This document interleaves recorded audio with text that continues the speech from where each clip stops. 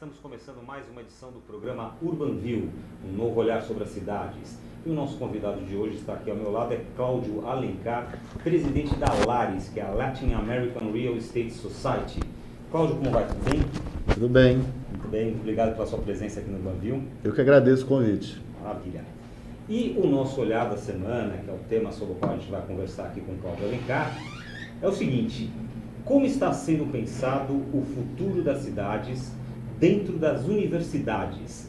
A gente quer bater um papo com o Cláudio aqui sobre temas como de que forma a academia, né, a universidade e o mercado da construção civil se relacionam. Como analisar riscos e oportunidades de investimento nesta área. PPPs, que são as parcerias público-privadas, operações urbanas e a nova configuração dos grandes centros urbanos. E aqui ao meu lado, como sempre, está Sandra Lanza, que vai contar para vocês como vocês podem participar ao vivo do nosso programa. Sandra, tudo bom? Tudo ótimo, Gilberto. Bem-vindo, Cláudio. Bem-vindo a você que está com a gente em mais uma edição especial aqui do Urban View. Sejam todos bem-vindos. Você que está nos assistindo via On Demand no site da Urban Systems, você pode participar ao vivo aqui na AltV, mandando suas perguntas e comentários.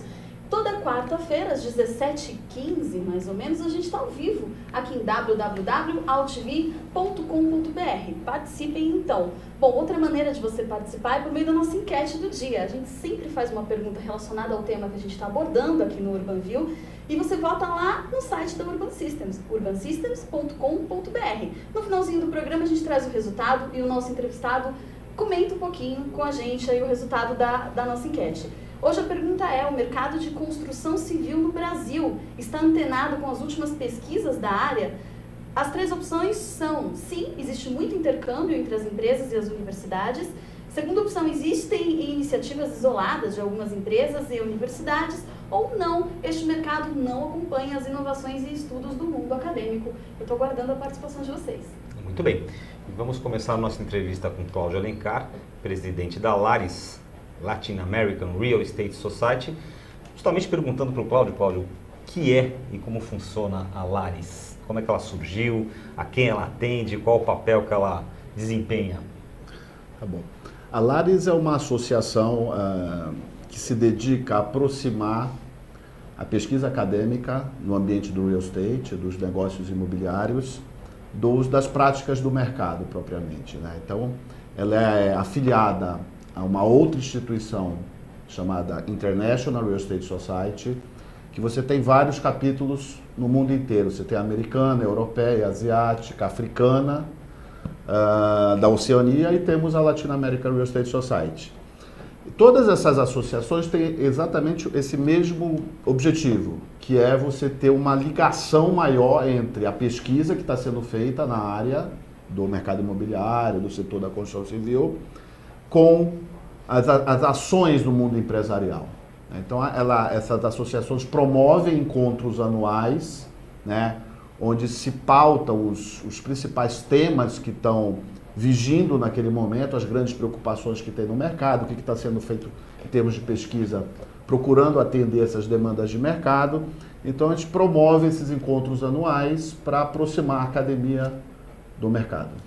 Existe uma crítica, né, que a gente vê um pouquinho aí na mídia, nos meios de comunicação, de que existe uma dissociação entre o mundo acadêmico e o mundo empresarial. Você acha que essa crítica procede? Você acha que a gente está evoluindo nesse sentido? Eu acho que em determinadas áreas a crítica procede, né? Por outro lado, isso falando de Brasil, né?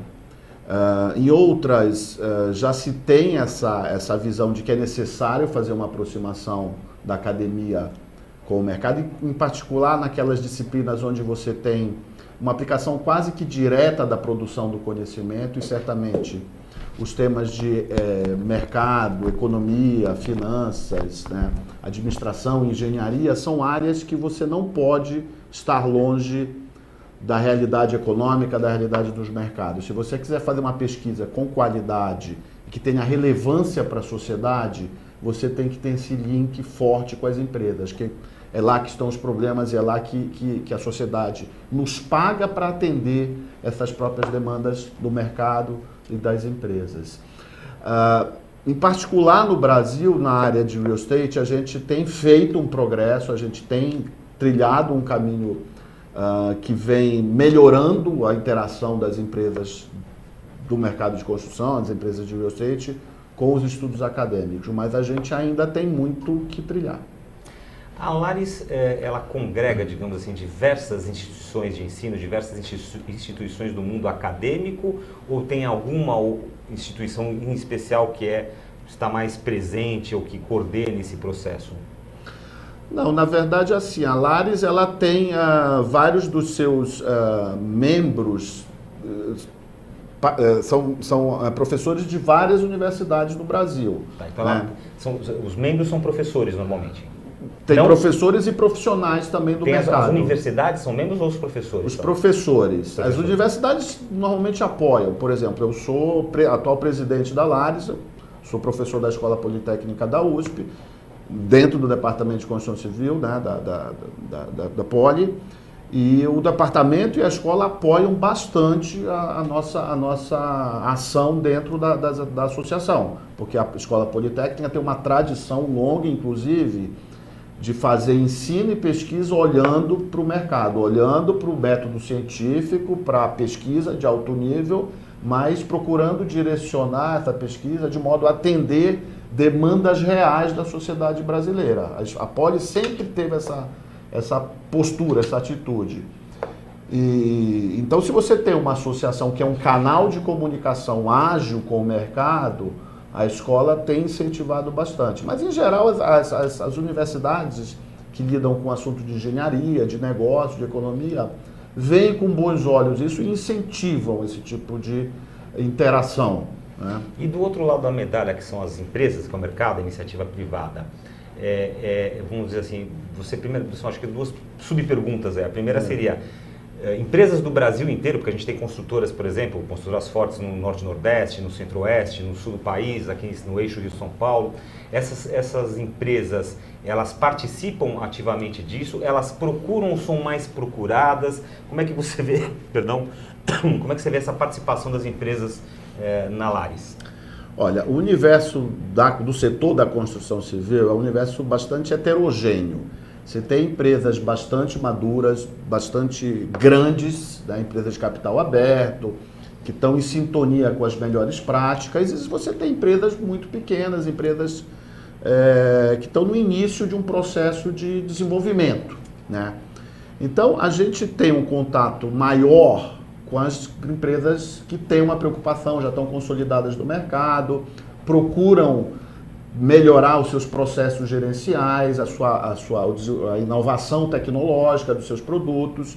Então, essas empresas que estão mais avançadas, que em geral são as maiores, que têm mais recursos, têm mais acesso ao mercado de capitais, têm uma relação, um trânsito fácil com o mercado financeiro, então elas conseguem recursos, mais pessoas também, mais recursos humanos. Mais recursos humanos, sem dúvida. Então, essas empresas têm se aproximado da Lares, a gente faz os eventos, boa parte do custo de desenvolvimento desses eventos é custeado com patrocínio das empresas, né, grandes empresas, né, os nossos patrocinadores têm interesse em incentivar a pesquisa acadêmica e eles têm contribuído bastante. Agora, se você abre o leque e olha para as empresas de menor porte, que não estão nos grandes centros urbanos, essas empresas ainda têm uma certa dificuldade, sim, de se aproximar das universidades. Agora, Cláudio, você está falando dessa dificuldade, dessa aproximação. Que ferramentas a Lares utiliza para conhecer realmente que existe essa possibilidade de integração entre o meio acadêmico e o meio profissional? Como é que vocês fazem isso? A gente procura divulgar as atividades da Lares da melhor forma que a gente consegue, né? A gente procura atender as demandas que surgem na Lares, ou mesmo lá no núcleo de real estate da Poli, com igual cuidado, seja uma grande empresa, seja uma pequena empresa, seja um grande empreendedor, um pequeno empreendedor, né? Procuramos conversar e ver o que é possível de oferecer algum tipo de auxílio, seja indicando publicações, trabalhos que já estão disponíveis e que eventualmente podem ser de utilidade para aquela empresa, naquele caso em particular, seja propondo cursos em company, a gente faz com razoável frequência isso, Nós temos um MBA que é bastante consolidado lá na Escola Politécnica, então isso serve também para você ter um treinamento, né, uma melhoria da ação profissional no âmbito do mercado imobiliário de construção civil. A gente procura divulgar isso com bastante intensidade. Nós temos algumas publicações, né, que procuram mesclar um pouco do que está sendo feito em termos de pesquisa na universidade, o que está acontecendo nos mercados. Então a gente procura divulgar isso também com bastante amplitude. No Brasil inteiro a gente tem, né, digamos, relações, né, com empresas e pessoas e profissionais do Brasil inteiro. Então tem alguns canais aí que a gente procura usar com... Deixa eu fazer uma pergunta difícil agora, mas eu acho que Todas foram difíceis até. Para que quem está nos assistindo possa entender um pouquinho melhor o papel que a Lares representa, você poderia destacar um ou mais temas que você julgue relevantes, que estão sendo pesquisados no mercado do real estate? Assim, no caso, olha, teve um tema X que ajudou muito, que foi assim que aconteceu, que isso impactou no mercado, para mostrar um pouquinho para quem está nos assistindo que tipo de trabalho exatamente a Lares está fazendo. Tá, então deixa eu deixar uma coisa um pouco mais clara aqui, que eu acho que talvez tenha ocorrendo uma pequena confusão. A Lares em si não faz pesquisa. A Lares é uma associação que divulga as pesquisas, seja através dos eventos, seja por meio de periódicos e publicações. Quem faz as pesquisas são as universidades. O trabalho da Lares é facilitar que esses trabalhos sejam divulgados. Mas eu estava perguntando assim nessa questão, teve alguma empresa que chegou com alguma demanda, que havia pesquisa ou foi feita uma pesquisa específica e isso resultou numa prática que se disseminou no mercado, por exemplo? Ah, sim, tem vários exemplos. A gente procura lá, por exemplo, lá na Escola Politécnica, sempre conduzir trabalhos que atendam um problema específico de mercado. Posso citar, talvez, o exemplo mais... talvez conhecido no mercado hoje, do nosso ponto de vista, que a gente criou um sistema de certificação da qualidade de edifícios comerciais, né? E a criação desse sistema foi uma demanda que o mercado tinha, e a gente estruturou esse sistema de classificação a partir de uma dissertação de mestrado de uma aluna nossa, né? Então ela desenvolveu, digamos, uma parte conceitual, né? E submeteu uma série de questionários a especialistas do mercado, né, através de uma metodologia especial que busca uma convergência de opinião. Então, o trabalho foi feito meio que a quatro mãos, academia e mercado, né? Então, resultou numa matriz que classifica edifícios comerciais no Brasil. Só para te dar um exemplo mais evidente, que talvez seja o mais conhecido que a gente pode citar, mas tem inúmeros outros, né? Quer dizer, a gente reconhece uma demanda no mercado, desenvolve um trabalho com um substrato científico e, na medida do possível, esse trabalho é utilizado para dar uma resposta às próprias demandas que foram formuladas no seio do próprio meio empresarial. Tá? Você falou aí que você tem, a Lares se utiliza de algumas ferramentas, né, entre elas eventos, né? Sim. E a gente tem aqui que vocês promoveram agora a 13ª, né? Número 13 já. Já. 13ª Conferência Internacional da Lares, que aconteceu agora no mês de setembro em São Paulo. Sim. Quais foram as principais discussões? Como é que ocorreu esse evento? Como é que foi a participação? Conta um pouquinho, faz um balanço para a gente dessa conferência internacional. Tá. Deixa eu explicar então como é que funciona em geral os eventos da Lares e das suas sister societies no mundo inteiro. Você elege grandes temas, onde você compõe mesas com especialistas do mercado e eventualmente algum membro acadêmico, que o tema é exposto por esses membros dessa mesa e depois tem uma interface com a plateia. Isso que a gente chama de sessões plenárias. E tem as sessões paralelas, que são a apresentação de trabalhos acadêmicos, papers acadêmicos. O cara está fazendo uma dissertação de mestrado, ou uma monografia de MBA, uma tese de doutorado, vai lá e expõe nessas sessões mais de papers. Então, as sessões temáticas que a gente, ou plenárias, melhor dizendo, que a gente discutiu esse ano foi perspectivas para o desempenho das empresas de real estate para renda. Empresas de shopping center, edifícios comerciais, galpões industriais, né? Então, quais eram as expectativas para os próximos anos em relação ao desempenho desse tipo de negócio no Brasil nos próximos anos? Foi um tema de uma plenária. Um outro tema que a gente discutiu, que na época ainda estava muito quente, é os impactos que o novo plano diretor estratégico vai ter para os empreendedores e para os compradores de imóveis na cidade de São Paulo. Isso foi um outro tema que a gente discutiu nessa sessão plenária. Um terceiro tema que também foi bastante interessante foi a questão dos loteamentos, que é um segmento que a gente nunca tinha discutido na Lares e a gente entendeu que é um mercado, um segmento que tem crescido, né?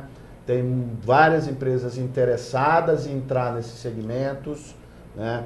Então a gente convidou alguns dos principais agentes de mercado, né? As grandes empresas que atuam nesse segmento, para falar quais são as perspectivas, as expectativas, a experiência que elas já tiveram nesse segmento de loteamentos. A gente também discutiu um pouco a questão da evolução dos preços, né? Preço dos imóveis nas principais capitais, como que isso tem afetado o poder de compra do cidadão, né? Porque a gente percebe claramente que o preço dos imóveis na maior parte das cidades brasileiras tem crescido acima do crescimento da renda das pessoas, né? Então isso tem um impacto negativo no poder de compra das pessoas que buscam o seu imóvel residencial. Como que isso afeta o projeto, as dimensões, a localização do imóvel. Esse foi um tema também que foi debatido, a gente chamou gente da ABCIP, que é a Associação Brasileira das Empresas, dos bancos, né, que fazem crédito imobiliário, grandes empreendedores, para discutir esse tema de um pouco do descasamento entre preços e renda. Inclusive nessa questão, Cláudio, tem uma pergunta aqui que a gente já abordou em algumas outras edições do Banview, que é a tal da bolha imobiliária, né? Há alguns anos se cogita a existência de uma bolha imobiliária no Brasil. Eu vejo, aliás, é uma coisa até curiosa. Você sabe que nos últimos meses eu encontrei com várias pessoas assim de relações de profissionais de trabalho e quando se toca no assunto de imóveis, fala-se muito no preço dos imóveis, que aumentou extremamente, e as pessoas perguntam, será que está havendo uma bolha imobiliária? E eu falo assim, a gente sempre aborda esse tema lá no Urban Vivo, a resposta que o pessoal tem dado é X. Mas eu quero saber a tua visão, já que vocês discutiram essa história. Como é que está essa questão de preço que interessa tanto as pessoas aí? No final do ano a gente vai fazer um vídeo completo com todos os entrevistados. Melhores momentos da bolha imobiliária. Vai ser melhores momentos da bolha imobiliária. Vocês da mídia, da imprensa adoram esse tema porque é um tema que é polêmico e tem muito interesse de todo mundo, evidentemente. A nossa opinião é que não existe uma bolha imobiliária no Brasil, né? Você pode ter um ou outro segmento de uma cidade específica onde você tem preços que não são justificados pelos seus fundamentos. O que é uma bolha? É quando você tem prática de preços que não podem ser justificados pelos seus fundamentos. Custos mais margens, digamos, adequadas para remunerar o investimento. Isso é um preço, digamos, justo. Uma bolha estoura quando esses preços estão muito distorcidos desse ponto de vista. Os fundamentos não explicam o tamanho dos preços. Se você olhar para a evolução dos preços dos imóveis no Brasil, eu estou falando de imóvel residencial, tá? Nos últimos anos, em quase todos os anos, com exceção de 2010, que a gente até escreveu um artigo soando um alerta de uma possível bolha em 2010. Mas tirando esse ano pontual, o crescimento dos preços dos imóveis nas grandes cidades brasileiras é explicado pelo crescimento do custo dos terrenos, dos custos de obra, né? E uma série das outorgas que você precisa comprar para construir nas grandes cidades.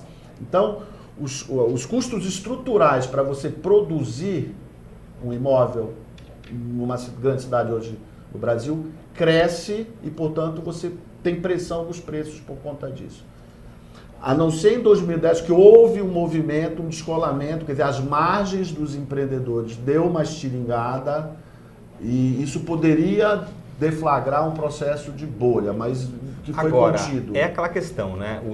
Que você falou, os preços sempre, né? Os custos sempre pressionam para cima, né? Então, é custo de terreno, custo de outorga, problemas de mão de obra que já também foram abordados no navio, falta de mão de obra, não tem engenheiro, não tem peão, não tem servente, etc e tal.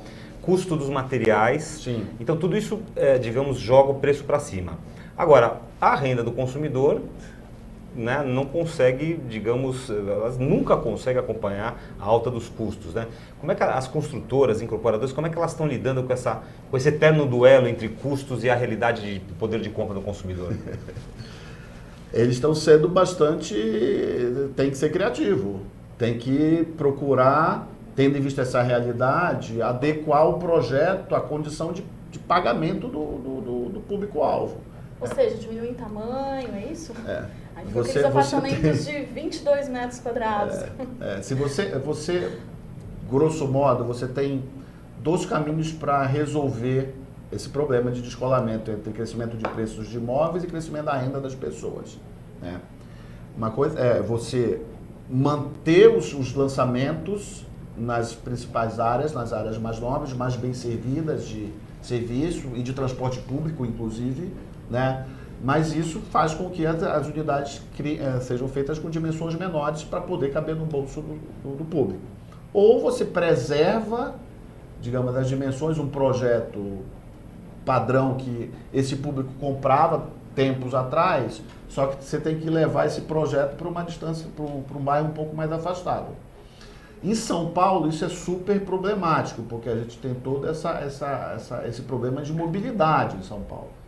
Então, o que tem acontecido para determinados públicos, as pessoas estão preferindo morar em apartamentos menores, porém bem localizados, do que em apartamentos maiores em bairros mais distantes. Mas a gente também vê movimentos das construtoras, né? Uma dessas grandes incorporadoras e construtoras pegou agora recentemente uma grande área ali na Urbano Marquete, ali na Lapa, né? Na Urbano Marquete é uma avenida paralela à Marginal do Tietê, e estão lançando lá que eles chamam de um bairro praticamente já, que é uma área muito grande, cabe muito prédio, e mostrando as vantagens, a gente vê pela propaganda, etc., tentando mostrar as vantagens para o público, as vantagens de morar lá, que é uma região nova, uma nova fronteira, etc. e tal. Quer dizer, elas também buscam pegar áreas que antes não eram valorizadas. Isso aconteceu aqui na região também ali próximo ao Ceasa, ao Ceagesp também, né? Que se lançou muito prédio ali, que era uma região de casas e pouco galpões. lançamento, é verdade. Às vezes você encontra algumas regiões aí que você ainda consegue comprar terrenos a preços competitivos e viabilizar aí empreendimentos para um público de renda média, digamos, né? Mas a continuar essa tendência de crescimento de preços recorrentemente bem acima do IPCA, que em geral é o índice que mostra como que a renda das pessoas evolui em média, né? Você vai ter esse processo de encolhimento das unidades ou afastamento, conforme for o caso, né? Cláudio, como é que o mercado de real estate está encarando os desafios urbanos que chegam aí com crescimento desordenado, trânsito terrível, supervalorização dos terrenos bem localizados que você citou, falta de infraestrutura em algumas regiões? Como é que vocês estão analisando essa questão?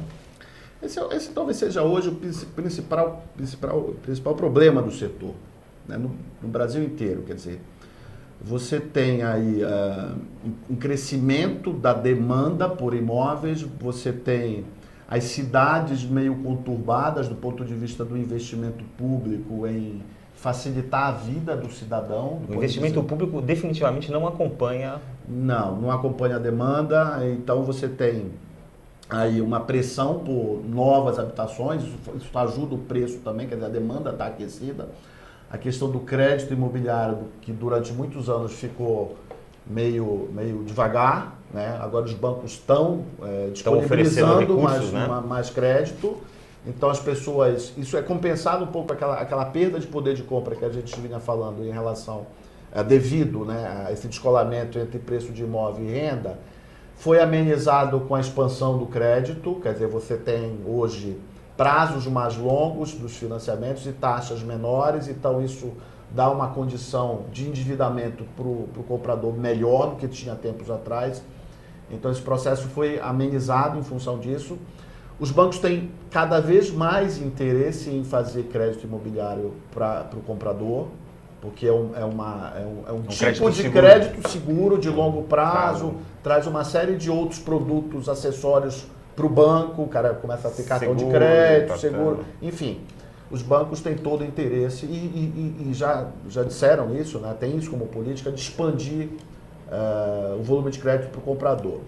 Então, você tem uma junção de fatores aí que te levam para a seguinte questão. Você só vai conseguir melhorar as moradias, o acesso à habitação com uma condição urbana adequada de infraestrutura, de prestação de serviço, qualidade, né, segurança das vizinhanças urbanas onde as pessoas vão morar, se você estabelecer, um dos temas que vocês colocam, parcerias entre o poder público e o agente privado, né, o empreendedor privado. Por que isso? Porque o governo, em geral, em qualquer uma das esferas, não detém capacidade de investimento suficiente para atender as demandas de infraestrutura, seja urbana ou seja econômica, que o Brasil tem hoje. A gente tem uma pergunta exatamente sobre isso aqui. A pergunta é a seguinte: a parceria entre as esferas pública e privada acontece de forma eficaz no Brasil? E como você compara as parcerias público-privadas, as PPPs, realizadas aqui no Brasil e as que acontecem em outros países da América Latina? Eu acho que o processo melhorou, né? Eu acho que o atual governo, estou falando do governo federal, tá? Começou com o processo de concessões, de privatizações e de parceria público-privadas de uma forma bastante cuidadosa do ponto de vista do Estado. Quer dizer, eu acho que houve um pouco de exagero aí no que se cobrava do setor privado, do ponto de vista padrão de remuneração, contraprestações pequenas que o Estado deveria dar, enfim, uma série de atitudes e ações do governo que dificultaram a atratividade para o investidor privado. A gente está falando primeiro de infraestrutura econômica, né? Rodovias, portos, aeroportos, esse tipo de coisa que está voltando a acontecer no Brasil por durante muito tempo. Famosa infraestrutura. Infraestrutura, né? Os modelos de parceria público-privada, não só para esse tipo de coisa, mas eles tradicionalmente em outros países, né, começaram pelos empreendimentos de infraestrutura.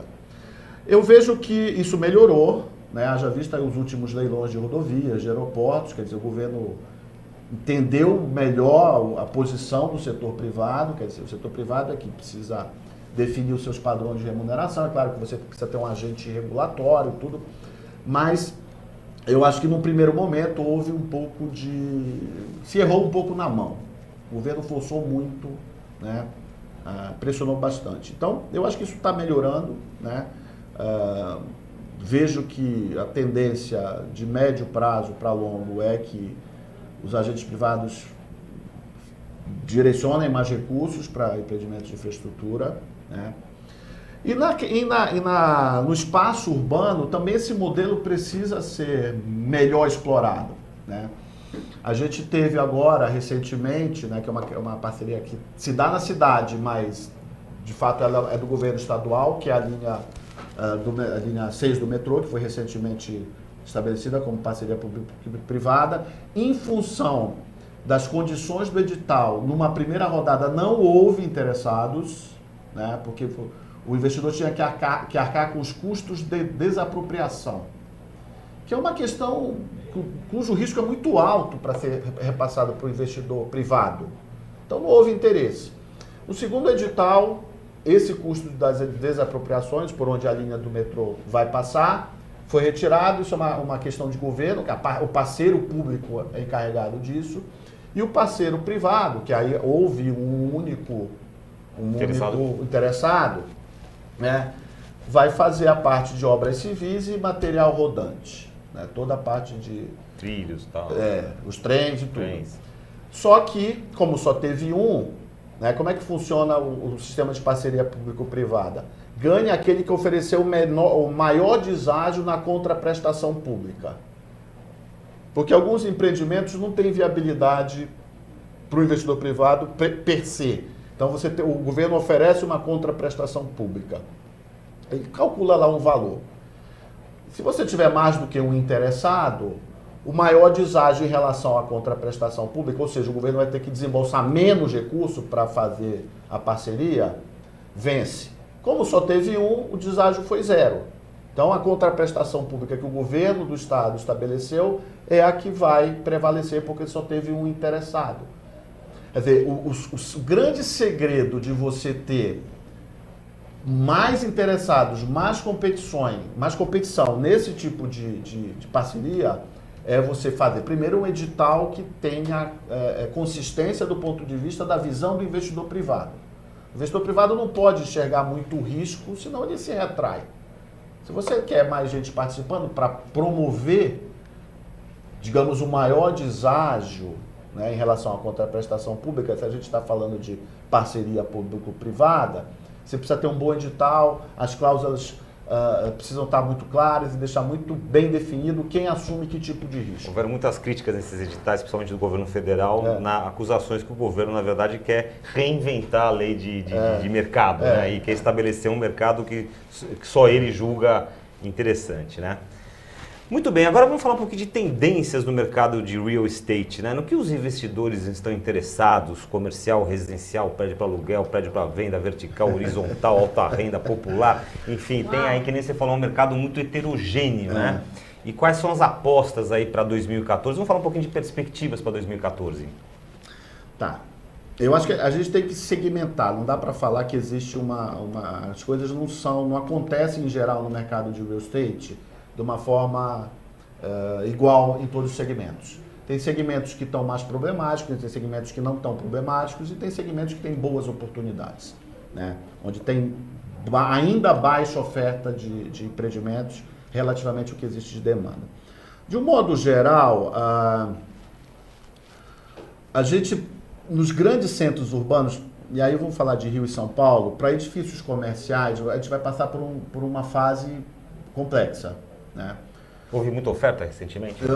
Vai entrar bastante, tem um monte de coisa entrando no mercado e a perspectiva é que em 2014 entre mais um volume grande de oferta e você não tem uma demanda aquecida, por conta inclusive do comportamento macroeconômico, né? Então, aliás, o mercado de imóveis comerciais e macroeconomia tem uma correlação quase que perfeita. Tem uma defasagem, evidentemente, mas quando um vai bem, o outro vai. Quando um vai mal, o outro também vai. Então, o que a gente está passando é isso, quer dizer, a economia brasileira não ensaia um crescimento mais robusto, né? E a expectativa é que para o próximo ano isso não vai acontecer, né? Também, a gente vai ter um crescimento muito pequeno, né? O PIBinho. O famoso PIBinho. As melhores projeções falam em 12%, né? Se tanto, mas enfim. Isso não vai ser suficiente para absorver toda essa nova oferta que está entrando nos principais mercados. Então a gente vai entrar, esse mercado aí trabalha em ondas, é um mercado cíclico por natureza, sempre vai ser assim. Então a gente está naquela onda, né, declinante. A gente está entrando numa fase e a grande dúvida é quanto tempo isso vai durar. E aí vai depender do que o próximo presidente vai fazer com a economia, 2015, 2016. Essa que é a resposta à equação. E o mercado residencial? O mercado residencial também está problemático, em geral, né? Em Rio pelo incrível que pareça, em Rio e São Paulo são os mercados menos problemáticos, do ponto de vista de você ter muita oferta relativamente à demanda, né? Nas outras capitais brasileiras, você tem muito estoque de unidades, né? Por quê? As grandes empresas, quando abriram o seu capital, tiveram que fazer um processo de diversificação, né? Porque o que elas captaram de recursos não era suficiente para aplicar só em São Paulo e Rio. Tiveram que fazer um processo de diversificação. E talvez tenham errado um pouco na mão e fizeram muita oferta nessas cidades. E não estão conseguindo performar adequadamente do ponto de vista econômico, né? E estão no processo de revisão dessa estratégia. Elas estão voltando, né, para os seus mercados tradicionais, onde elas sabem operar melhor. Mercados no Norte, Nordeste, Centro-Oeste, mesmo no Sul, para essas empresas são mercados relativamente novos. Então tem muito estoque nesses mercados, né? Então, isso também tem ajudado um pouco a contenção do crescimento dos preços nesses mercados, porque tem muita oferta, tem muito desconto sendo praticado, né? Então, esses mercados estão com um problema geral também, quer dizer, vão demorar um certo tempo até se acomodarem. Esse mercado chamado de baixa renda, que são programas como Minha Casa Minha Vida, que se falava tanto nesses programas como uma grande oportunidade de mercado para o setor de real estate. Não precisa responder mais nada. Cada vez mais difícil essa pergunta. Não, esse mercado também ele é caracterizado pelo seguinte, ele tem uma enorme demanda, todo mundo enxergou que o risco de demanda não existe e realmente não existe, né? Porque a demanda é muito grande e sempre vai ter mercado para esse tipo de público. Agora, trabalhar nesse segmento é complexo, porque as margens são apertadas, né? Você não consegue trabalhar com margens muito folgadas, tendo em vista o poder de compra das pessoas, enfim. Então, quem faz habitação para baixa renda sabe que vai trabalhar com margem de resultado pequena, né? Mas se você consegue fazer isso rápido, faz girar o investimento com rapidez, essa margem pequena produz taxas de retorno atrativas, né? Onde que está o problema? É você conseguir ser especialista em fazer habitação com racionalidade, com produtividade, né? De modo a você fazer um giro rápido. Quer dizer, você investe e tem um retorno rápido no ciclo mais curto do que fazer para empreendimentos para renda mais alta, por exemplo. Se você consegue fazer isso, e não são todas as empresas que sabem fazer isso, né? Você atua e tem a sua remuneração adequada. Se você não tem essa condição, né, de produtividade, processos produtivos específicos para fazer rápido, sem muita perda, você não tem condição de atuar nesse mercado. Então, boa parte das grandes empresas não detinham essa expertise de produção e, por isso, tiveram problemas nesse segmento. Esse mercado, por exemplo, de galpões, né? Tem aqueles galpões que são construídos built to suit, que são construídos sob medida, tem aqueles que são feitos para leasing, o camarada constrói, a empresa já faz o contrato de constrói, porque já tem um contrato de leasing com uma empresa. Esse mercado é um mercado, ele é representativo, ele está aquecido, como é que ele está? Ele é um mercado que cresceu bastante nos últimos anos no Brasil, mas ele é pequeno ainda, né? O mercado de galpões logísticos e para abrigar outras atividades industriais é um mercado que cresceu muito fortemente no Brasil nos últimos anos, né? Eu diria no Brasil, o estado de São Paulo, Rio e algumas coisas no entorno das grandes principais cidades, né? Que cresceu muito, a gente tinha praticamente quase nada de empreendimentos dessa tipologia, condomínios logísticos, né? Então, nos últimos anos, isso cresceu fortemente, né? É o que se chama de imóvel especulativo para esse tipo de segmento, né? Mas o Build to Suit também cresceu, mas ele ainda é muito pequeno em relação a um mercado mais amplo.